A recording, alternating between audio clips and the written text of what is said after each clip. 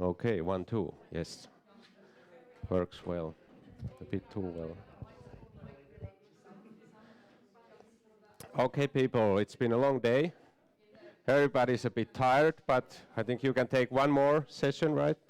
One more presentation, and then we are off to dinner, right? So, let's start with the short presentations. Thank you. So my name is Jari Varsaluoma. I'm from Tampere University, working in the All Youth Research Project with Guna, my colleague.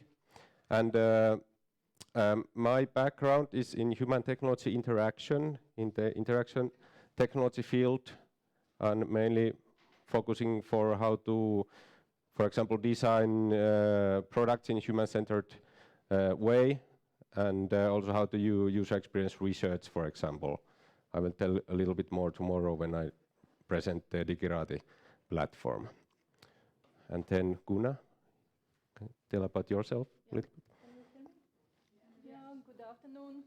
I'm very happy to be here, and I will start with also a short introduction. I am from Tampere University, and at this moment I am working together with Jari for All Youth project. I joined to this project lately, and actually what I'm doing here, Rete didn't mention yet because that project is still ongoing, but it is decision makers research. We are studying ministry representatives and their perception of youth and youth participation, and specifically about e-participation, and I'm interviewing them, and actually part of those questions what I am discussing with them, we are asking also to you, and then we will see how they are similar or different. But my own background is from media and communication. I joined this project because it is youth-related project and youth participation-related project, and because my focus was to co-researching together with young people, and maybe that my approach or my perspective is my own as a researcher's perspective is a little bit different from those that you heard before. However, I totally agree with all previously described approaches, and I think that they are not exclusive, but still that my approach is more based on recognizing that knowledge and expertise that young people have, and looking for the ways how we could reach that knowledge and how we could use that knowledge. But once again, those approaches are not exclusive. It is very important to have that right-based approach and democracy-based approach, and at the same time to respect that knowledge that young people have. And my specific interest is how we can cooperate with young people in media education, respecting their knowledge what they have related to platforms, related to datafication, related to algorithmic issues in platforms, and how can they help to society raise awareness about those issues. But today I will talk a little bit more about it tomorrow, but today I will share together with Jari a little bit our so now it is my turn to do this one. Okay. Okay, here we are. Please put on microphone on. Okay, okay, is it? Now it is now. Okay, meaningful youth participation, and you heard already from Rete that meaningful youth participation is what is a concept used in research, and when I joined the All Youth team, I started with preparing to decision makers interviews, and I did a pilot interview, and in this pilot interview first representative of ministries told, she was talking a lot about meaningful youth participation, and then I was so happy because I got some nice concept about this meaningful youth participation, and then I started to read some literature and articles, and then I found articles maybe 15 or 20 years old where people were discussing about how necessary it is to make youth participation meaningful, and there are European Commission's study with a very respectable reports there about meaningful youth participation, but it is still a question what that meaningful youth participation means. And as our focus is on digital participation, e-participation, then how that digital solutions can help to make youth participation meaningful, but we are trying to understand what really that meaningfulness means. That's why we also asked you, and sorry if you were a little bit annoyed with that question, but you answered nicely, mostly to that question. But here is that one quote from policy representatives interviews, and that what we heard there, that of course that equal opportunities to participate makes that participation meaningful, and what is the most important, that participation have an impact. And I heard it again and again, and one another thing what was repeated again and again, I have to tell that Reeta already mentioned it. It was about how to avoid only active young people in participation, but how to make to at least to give opportunity to participate everyone, and that meaningfulness was referred also in other policymakers' interviews related to this all young people as enabled for this participation. And yes, what I liked, of course, because I am now in human-centered technologies, I like this quote about that we need friendly mechanisms and channels to participate, and we really need to think. And before I was thinking a lot about social media as platforms for participation and seeing a lot of opportunities, but also a lot of risks, specifically about all of datafication problems, about all of algorithmical issues, and managing their informational flows, etc. So I thought it is very important to think about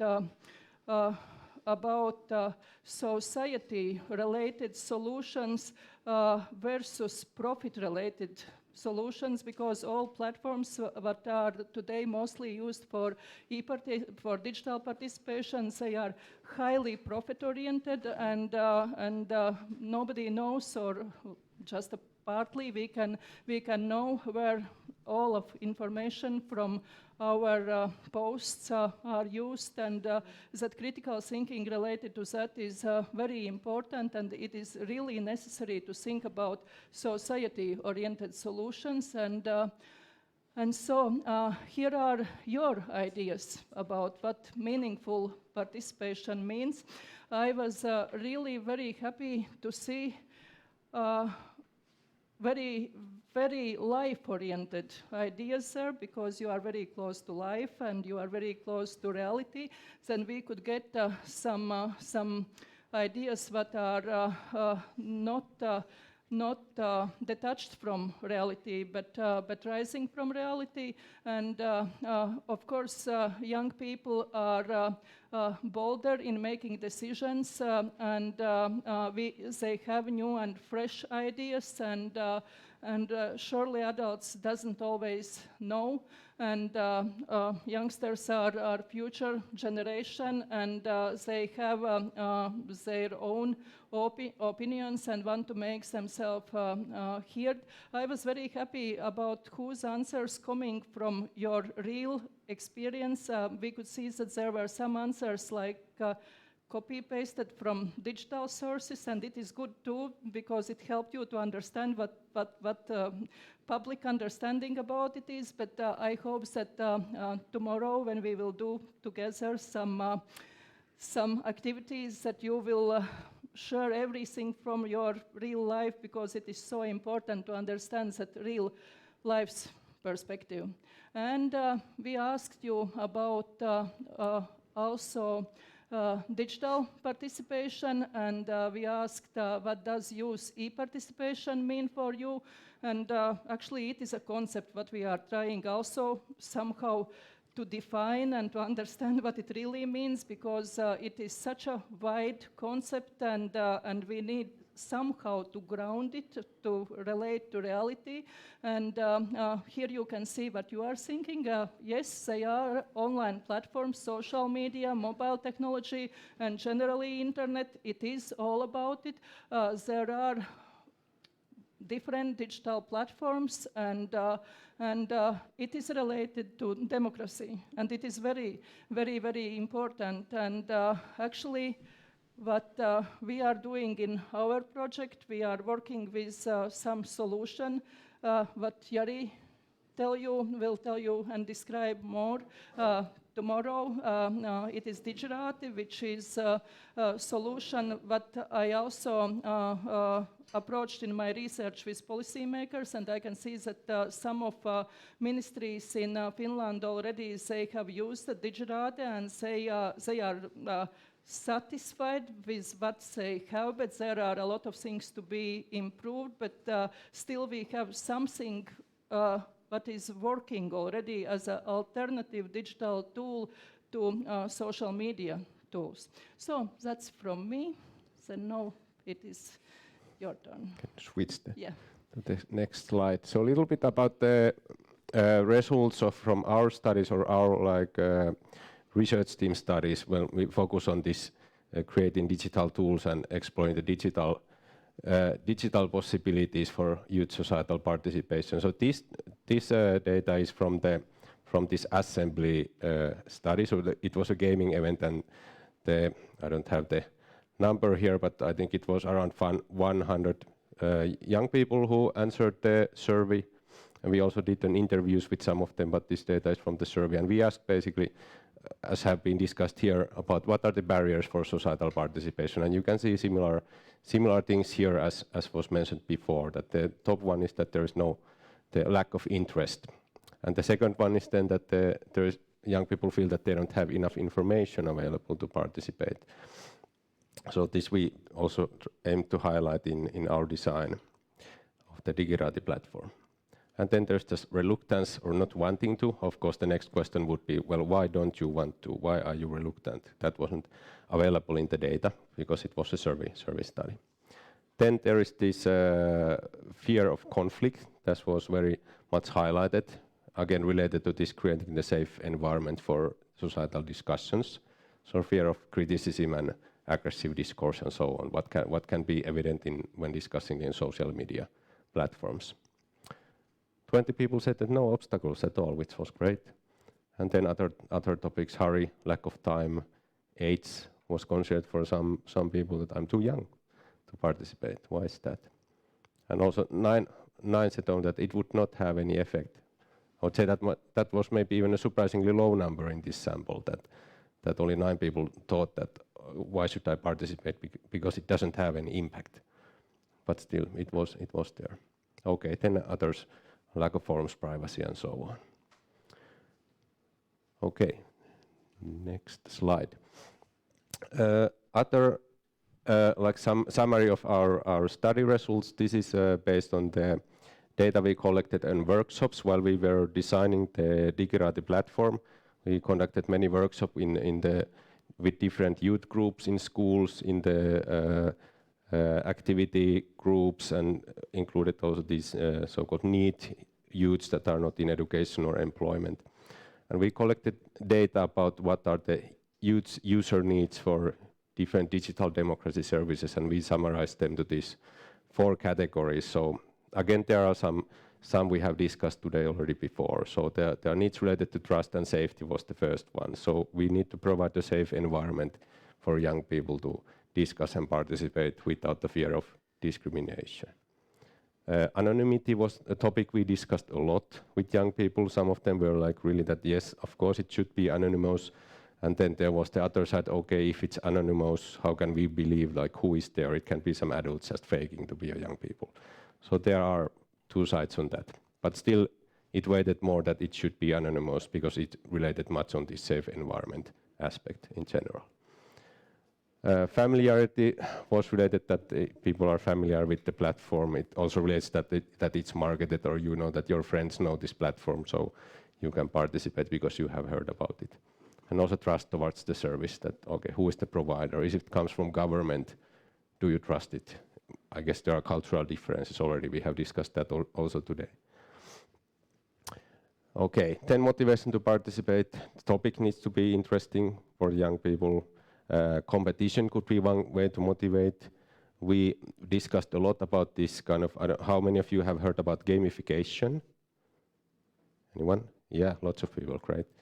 Very well educated here. So gamification was one aspect. I will talk about that more tomorrow related to Digiraati, but that like very much divided like people's opinions of young people too. But some kind of competition might be, it was brought up in the discussions, rewards related to this, and also adequate number of users and credibility. I guess this also relates to the trust towards the service. So if it's popular enough, there are enough young people there, then it's more motivating to participate. Also many people or young people mentioned that if my friend is there, then I will go too. That can be like one. Like so, I don't know if it's social pressure but anyway, a social aspect there. Then like really pragmatic aspect, how it's efficient and effective to use it. There should be like they mentioned specific feature, like way to search different discussions, filter out, some tags could be used there to support the search. Volunteering for upcoming discussions and activities. So you could like say, I'm interested to this topic like environment, and if there comes a discussion related to environment, you get a notification on your phone, for example. And then support materials, as what mentioned there already in the barriers that young people don't know enough. So there should be enough material provided them before the discussion, for example, happens, that they know enough to participate in the discussion. Okay, and the last category was need related to integration to governmental processes. So again, the important, there should be the real impact. Why should young people participate if there is nothing is going to happen? So this really must be highlighted. So when I participate, where will my voice go? Who will catch the discussions? Where will they be delivered? And then it was also a wish from young people that the officials would also actively participate in the discussions. And there could be some like experts of the field, for example, or even politicians participating in the discussions. Okay, so this is kind of summary of the needs that we identified for when starting to design some kind of societal discussion or societal service for youth participation. Okay. You want to tell about this? I can tell about this. This is a model which was created in all youth teams, and when I joined to all youth teams, this helped me very much to understand at that moment as an outsider how my colleagues are focusing. Actually, it was shown to me even in my job interview. I have seen this one. Right. And it made me also very much interested because it helps to understand from my perspective, very easy way that we can see participation or in this case we are talking about societal participation in whose three layers, and whereas that internal layer is related to user identity, experience of belonging, user-related aspects, and activity layer is related to all of those things which is related to manifesting participation and making it real in life. And external layer relates to platforms, to possibilities to participate, to decision makers and officials. And when we are discussing about how to proceed in our research, then we could realize that actually in that internal layer some research is already done in our team, and we were focusing on young users, and we know about their needs, and we have quite quite a less or quite a small amount of information about that external layer specifically related to decision makers and the way how they are perceiving policy making, how they are perceiving youth involvement in policy making, and based on this we did decision to interview also policy makers. Jari, maybe you can add something. Yeah, maybe just highlight that in human-centered design or human technology interaction, is usually the focus is on the end user, like for who we are designing and understanding their needs. And in that sense, this model, this was created by Iikka Pietilä, who did his doctoral thesis on the topic in the All Youth project. So there is the citizen in the middle, and it's the whole process, and these different layers in it are like viewed from this person users like for young person's perspective, basically. So that was the idea with this representation. Yeah, okay. What we are going to do, we are going in our activities, we are going to focus actually on mostly all of them. And when we are talking about user needs, then we are addressing that internal layer, and when we are talking about activity layer, we are thinking about how in reality young people are participating there, and external layer platforms, it is what we are going to create together with you. There will be some task. Yeah, is it the next slide already? Yes. So now we are going to give you the assignment for you for this week. And we have these groups. And before we start, we would like you to move yourself in these groups. But now, those of you who didn't give the permission to collect research data or don't want to be seen in any recordings, I suggest that you go into that corner where there already are those people who don't want to be seen. So you don't mind about this, we will make the group 8 from you guys. So we don't gather your data. But the other people, I guess we just form the groups that maybe the group 1 would be front here. So if you see your name, move in front here. Group 2 could be here. Group 3 in this side. And then in the middle, group 4, group 5, group 6 in the middle, and then the groups, maybe group 7 is in the middle in the back.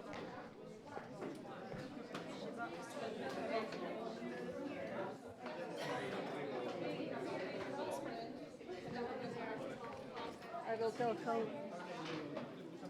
It should be on.